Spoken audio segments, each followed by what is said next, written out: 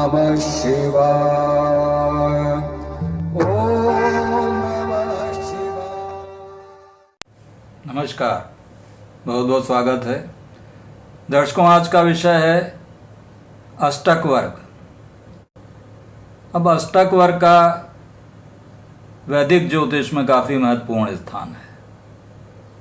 इसका उपयोग हम विभिन्न प्रकार से कर सकते हैं। भावों का बल जानने के लिए इसका उपयोग किया जाता है।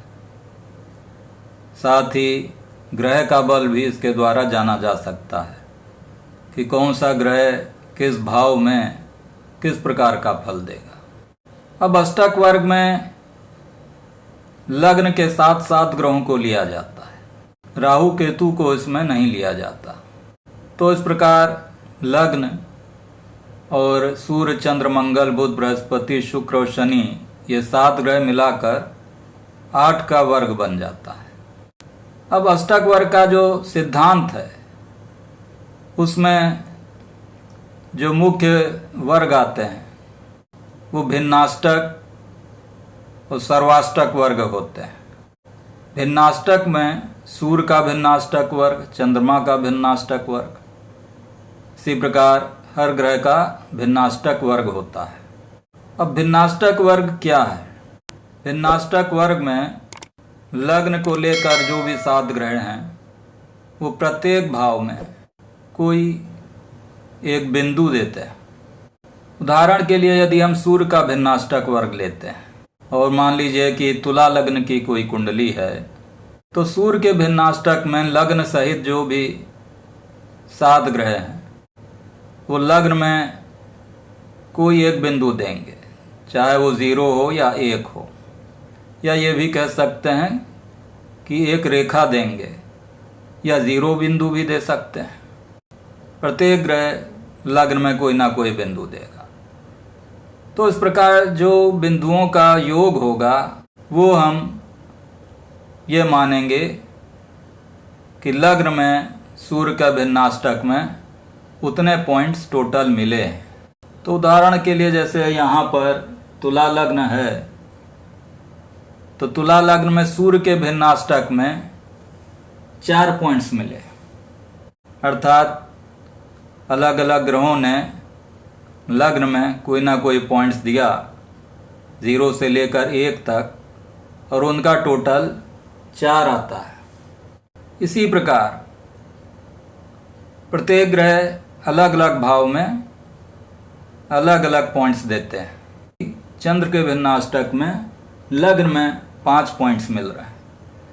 इसी प्रकार अन्य अन्य ग्रहों के भिन्नाष्टक में जो पॉइंट्स मिलते हैं कि मंगल में 4 मिले, बुध में 6 मिले, बृहस्पति में 3, शुक्र में 5 पॉइंट्स मिले और शनि के भिन्नाष्टक में 2 पॉइंट्स मिले। तो इन सारे पॉइंट्सों का यदि हम योग करते हैं तो वो 29 आता है।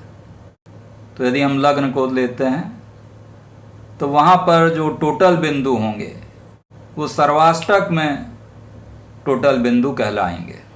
तो यदि हम दूसरा भाव लेंगे तो उसमें भी प्रत्येक ग्रह कोई ना कोई पॉइंट्स देंगे। तो उसमें मान लीजिए टोटल करते हैं तो 37 आ गया योग। तो इस प्रकार जो 7 ग्रह हैं वो अलग अलग भावों में अलग अलग पॉइंट्स देते हैं। अब ये पॉइंट जो हैं वो 0 से लेकर 8 तक हो सकते हैं।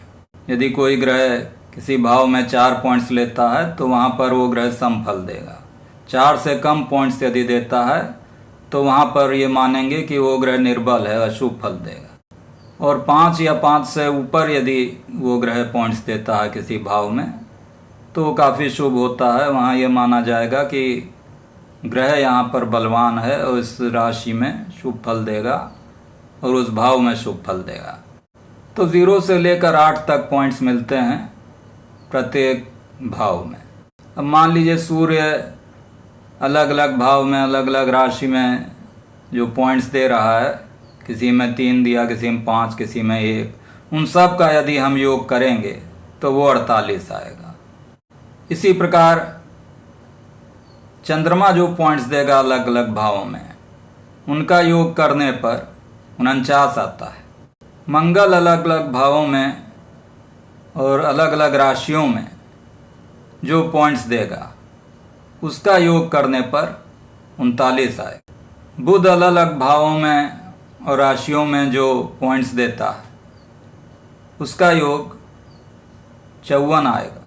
बृहस्पति अलग अलग भावों में जो राशियां स्थित हैं उनमें जो पॉइंट्स देगा उसका योग 56 आएगा। शुक्र अलग अलग भावों में स्थित राशियों में जो पॉइंट्स देता है उसका यदि हम टोटल करते हैं तो 52 आएगा। और शनि यदि अलग अलग भावों में जो राशियां हैं उनमें जो पॉइंट्स देगा उसका यदि हम योग करेंगे तो 39 आता है।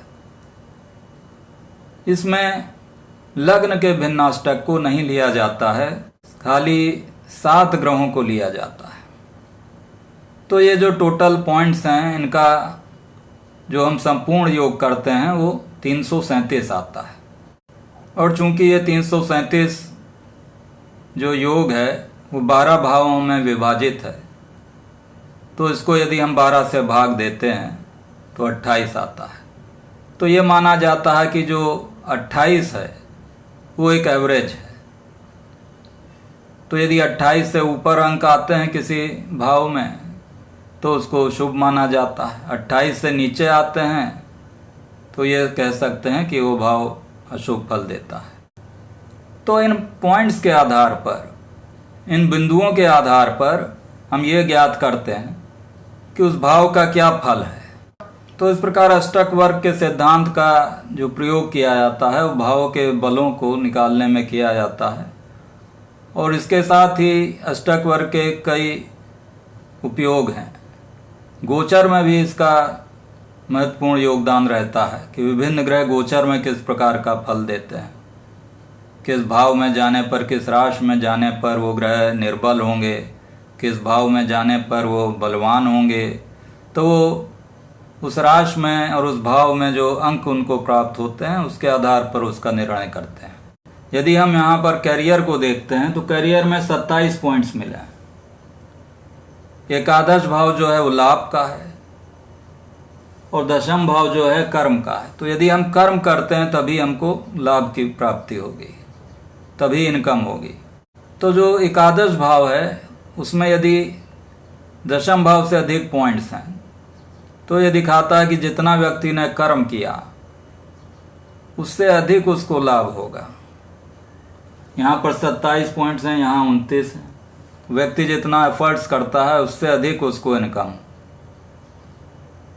यदि लाभ भाव में कम पॉइंट्स होते, यहाँ 27 हैं, मान लीजिए यहाँ एकादश भाव में 20 होते, तो ये कहा जा सकता था कि व्यक्ति ने जो कर्म किए, जितना एफर्ट डाला उसके अनुसार उसको लाभ नहीं हुआ। करियर के बारे में जानकारी प्राप्त करने के लिए अष्टक वर्ग का उपयोग किया जा सकता है। मैरिज के बारे में जानकारी प्राप्त की जा सकती है।